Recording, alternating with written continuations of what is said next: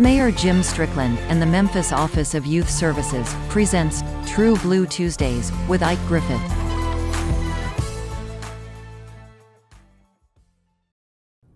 Welcome to True Blue Tuesdays.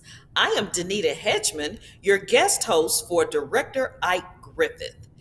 This is an initiative of the Memphis Office of Youth Services in collaboration with the Memphis Police Department to educate our young people on understanding the law, law enforcement, and individual rights. Today's program will focus on the City of Memphis Fire Division's recruitment program and the Memphis Police Department's community programs. I will be back with my guest after this commercial break. The Memphis Office of Youth Services, empowering our youth for positive results. Visit our website to learn more, cityofmemphisyouth.org. Every story has a beginning. My story begins with the Memphis Police Department.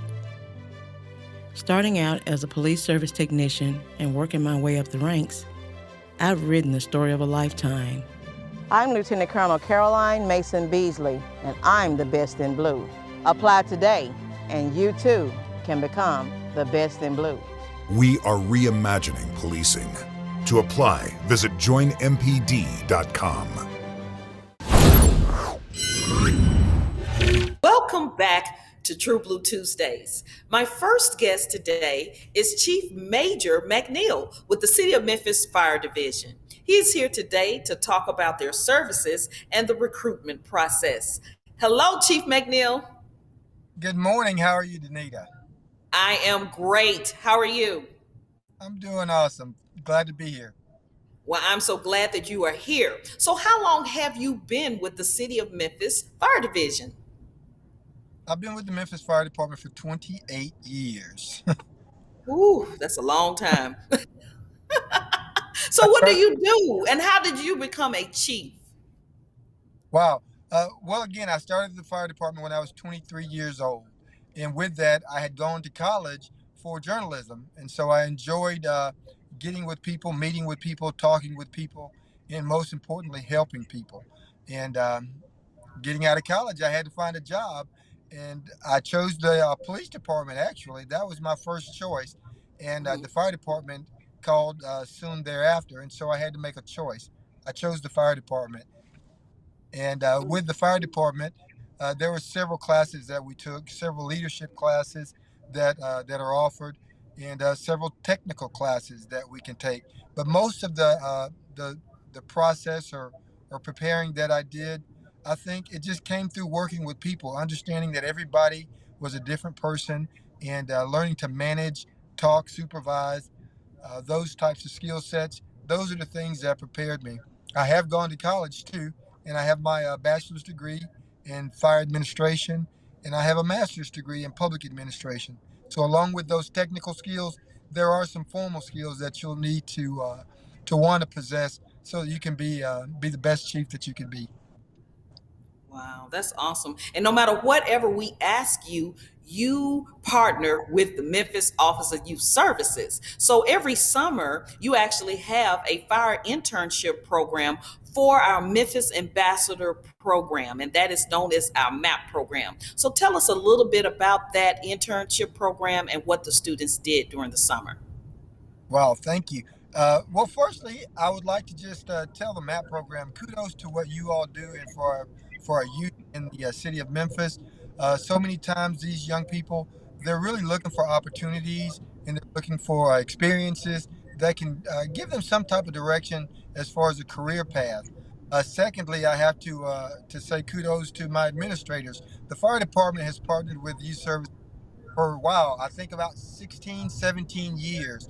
And with that, we've always been committed to helping our local youth. But the virtual program was a online program that our young people they learned about some of the technical skills of the medical field. They learned terminology. They learned how to take blood pressures, how to perform CPR, and several things that they'll have to experience when they obtain their college classes. That sounds so good. And I even attended the presentation. What were some of their presentations? Well, some of the young people had presentations and delivering a breached child. So if there was a child or pregnancy that was going awry, they now know how to prepare for that. They also know how to perform CPR on on anyone who is suffering from any type of cardio uh, Mhm, malfunction, I should say. They also mhm. learn to deal with uh, the trauma that's associated with car accidents. They know how to assess the patient, how to spinal immobilize, and deal with things on that issue. So they've learned scene security, how to even approach a scene, and some of the things to look for. So I'm very very proud and very very happy that we were able to help with that. Yes, I really enjoyed that program. And I notice a lot of times when we think about the fire department, we think about a fireman, but you have so many different programs and services. Tell us about those services and programs. Wow. I tell you what, I think that an ounce of prevention beats a pound of cure, as they say. And I think that biggest things that I would like to push is that our fire prevention, we have a fire museum that we can talk about who Mhm. provide all of our young people, our local schools, and even the residents of our tri-state area with a museum that honors our memorial wall for our firefighters. They also have a virtual program where they can go into the fire department or go into the museum and see the awesome exhibits and learn about fire prevention. You can even have a birthday party there. They have an exhibit room that you can participate in. But not just that. The fire department also offers a lot through our fire department, our smoke detectors. We come out to homes and we hang smoke detectors because saving lives is very important to us. Also, community engagement. I offer that people go into our website and we have social media outlets that we can go into. We have Instagram, Twitters, Facebook, those accounts that you can see what's going on in our fire department. And mostly, I just kind of want to pronounce the fact that firemen are human too. And a lot of times we go into these emergencies, and it's rarely that people think about some of the backlash or collateral that happens. When you see a fireman, give them a hug because that really really matters a lot. And as far as the opportunities and things that we do in fire services, it's all about helping our citizens. So we appreciate that, and there we are. Well, what about some of the job opportunities? What other jobs can they apply for other than being a fireman? Okay, that's great. Actually, the fire department hires at the age of 19. That's something that has changed. It used to be 21, but now at the age of 19, you can actually apply to be a fireman. So that's a very very Mhm. strong selling point. We also have a lateral hiring process, which is that firefighters from different areas, if you would like to become hired with the fire department, you can just apply with that lateral program and come and work for our program and not have to go through the process of becoming firefighter one and firefighter two. Secondly, we have a cadet, or thirdly, we have a cadet program where our high school age youth at the age of 18, high school age seniors, can actually apply for a part-time position with the fire department. And through Mm, that part-time position, you'll be able to see different components of the fire department as well as learn to be our EMTs. You'll be taking classes to become an emergency medical technician. Oh, and you did ask for others. We have dispatchers, we have logistics specialists, we have fire inspectors, public educators, fire investigators. mm. Man, anywhere that you can think of, there's a lot more to the fire department than just putting out fire. Okay, so how do they apply? They just go onto your website and apply and fill out an application? That the best start is to actually go to our City of Memphis website and look under the fire department's tag on page. If you go to that website, it actually details and spells out some of the things that you'll need to do. You'll then go into the Memphis website and create a profile. And after you've created a profile, you can make the selection of what type of job you'd like to apply for. Mm. That sounds so good. I am excited about this. I thank you so very much for joining us today. And what is the website? Is it fire recruitment at memphis10.gov? That is one of the websites that'll get you directly to the website. But if you'd like Okay. to just navigate the city's website, that's Okay. also a very source that people can look into. Okay. Well, thank you again for joining us today, and we look forward to talking to you again. Thank you, Danita. You all have a wonderful day and be safe. Same to you. We will be back with more True Blue Tuesdays after this important message.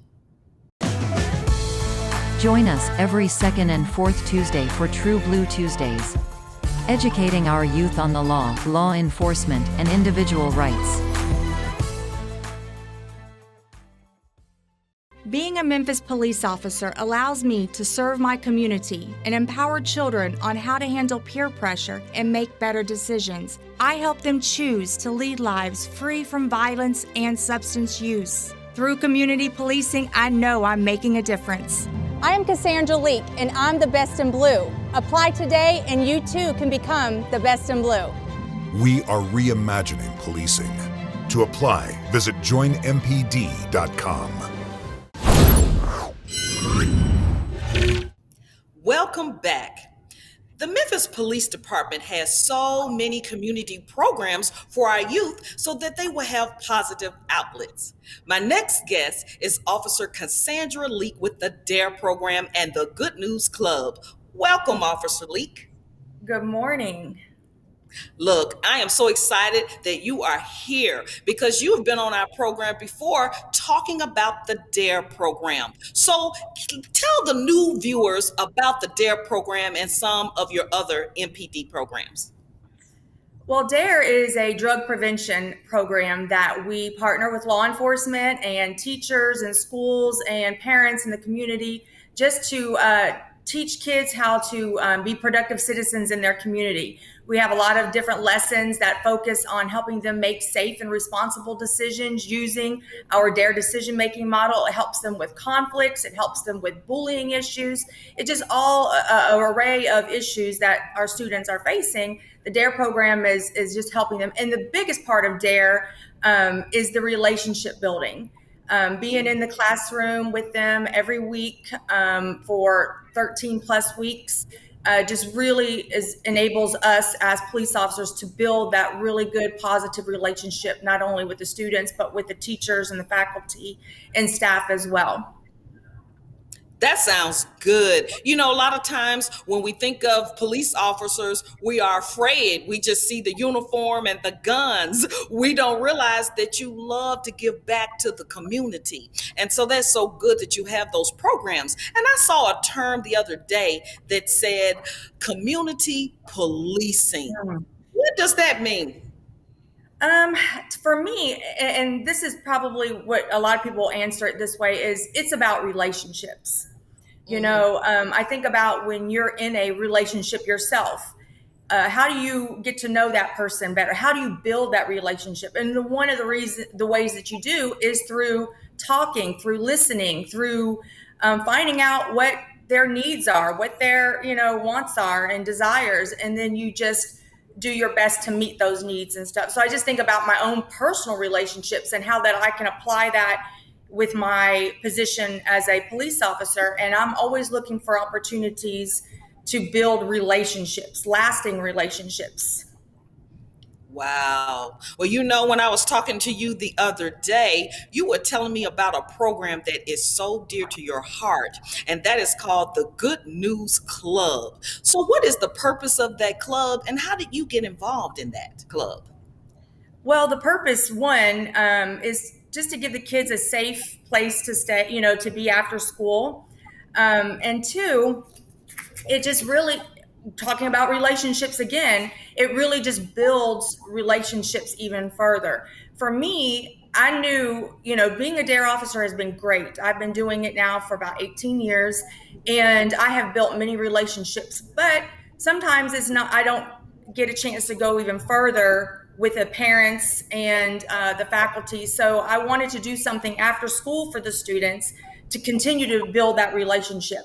And I was at Kingsbury Elementary School, and I heard an announcement over the intercom about all the students that are in Good News Club report to the cafeteria. So I was like, what's that about? And all my fifth graders in Dare were all excited about this Good News Club. So I had to go check it out.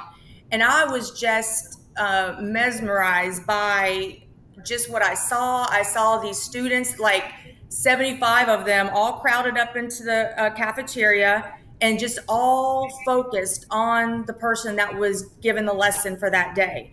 It was very orderly, it ran smoothly, and I was like, oh my gosh, how can I duplicate that in some of my schools? So I volunteered with her, the leader there, for a couple years, and then the Lord just kept saying to me, you need to go and do this in more schools. And so I went to my principals at 2 of my schools, and they were ecstatic about it. They had already had a familiarization with these Good News Clubs, but they didn't have one at their school. And so they allowed me to go ahead and implement this after school Good News Club. And we talk about, we use songs, we use Bible memorization, we use stories, we use games and activities to just really teach them good morals. We talk about, just their behavior and their attitude and what that should look like. And I've had teachers come to me and parents reach out, just the change in their child's attitude and behavior, not only in school, but even at home with their siblings and with their parents and guardians. So from then, I just was hooked. And all my fifth graders, of course, because I have them in Dare earlier in the day, they all joined.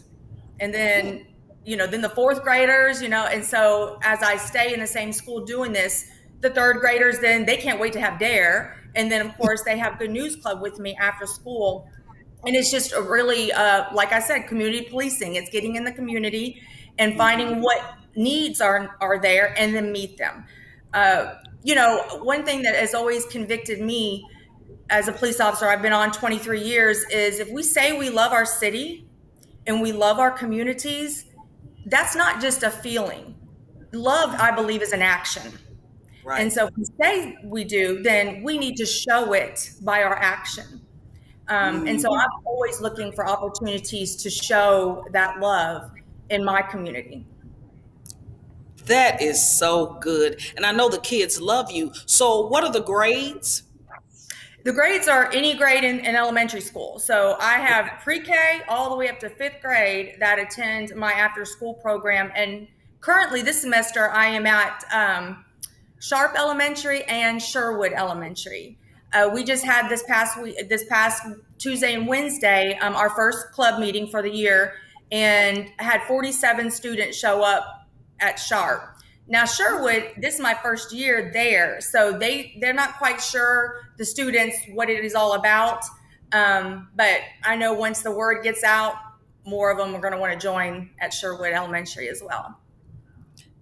That is so awesome. And really, you remember the controversy about prayer and religion in the schools. So I guess now that's not an issue, huh? It's really not.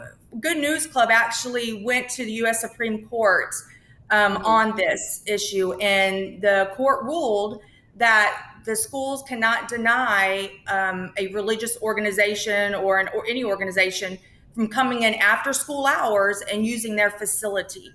The students that come and join the club with me, all the parents have been given permission slips. They are well informed of what the club is about, that we do touch on, talk about the Bible. We do pray and stuff. And all of the ones that come, they have to have their parents' permission to be able to come. So. Wow. Well, you know what? I was looking online and I saw that curriculum. It is a really good curriculum. Share with us about that curriculum. Well, as I stated earlier, the curriculum really is child focused. It is Bible stories, but we're able to use that to instill, good morals. We actually are just, and I'm going to, Ms. Dania, I'm going to read a letter to you. I just received this a few weeks ago, and this will really just answer that question about what the curriculum is for and how it has impacted the students. So this is from a parent who emailed me this letter. And I've had her two children in Good News Club for years, and I've had them for DARE and the GREAT program. So and I won't read all of it, but I'll just read the key points. It says, as you know, daughter Anaya and son Antoine were 7 and 4 years old when their father accidentally took his own life while recklessly toying with his gun. They're now 13 and 10. Though there could never be a replacement for their father in their lives, the DARE, GREAT, and Good News Club programs have been pillars in my children's lives every year since. Without the Good News Club, I wouldn't be able to provide my children with the spiritual nurturing that they need following the loss of their father and throughout the daily trials and tribulations of everyday life. Though Anaya is now in middle school, she has enjoyed working with you and the Good News Club so much that she now insists on volunteering to help the club every year she's able to do so. Antoine Jr. looks forward to weekly meetings and reminds me and his grandmother every week of the day and time he has Good News Club after school. And it just talked about how, her children has gained tools essential to preventing drug and alcohol abuse, something that their father's family is plagued with. And so it's just, and this is just one example of many parents and teachers who have come and just told me, just how it has impacted their students and child's life. And, it also helps us to go do more community involvement. I've started a annual yard sale because what I noticed, especially at Sharp Elementary, which is a very impoverished community over there, that many of the students did not have their basic needs. Warm coats in the winter or shoes that actually fit. And some of them not even, food at home in their refrigerators. And so I, just what can I do to help with that? Because, I'm just one person. So I got the volunteers that volunteer with me, and we decided we were going to do an annual Good News Club Sharp Elementary yard sale. And so that's what we did. So for a whole year, I collected from they would just drop stuff at my house. And I had like a whole U-Haul full of stuff, and we did an annual yard sale. This will be our 3rd year. And each year we've been able to raise $1,000 plus that goes the check goes straight to Sharp Elementary for things that they need and their students need. And so just once again, as a police officer, you see a need, don't just go, one of my favorite passages from the book of James says, if a person is naked and destitute of daily food and we say, go in peace, be warm, be filled, and do not give them the things that they need, what does it profit? Nothing. And as police officers, when we see our city with the violence and the crime rise, what can we do? I mean, yes, we need, reactive policing, but sometimes we need to go, put community policing first and foremost and see what is going on and what need can I meet. So.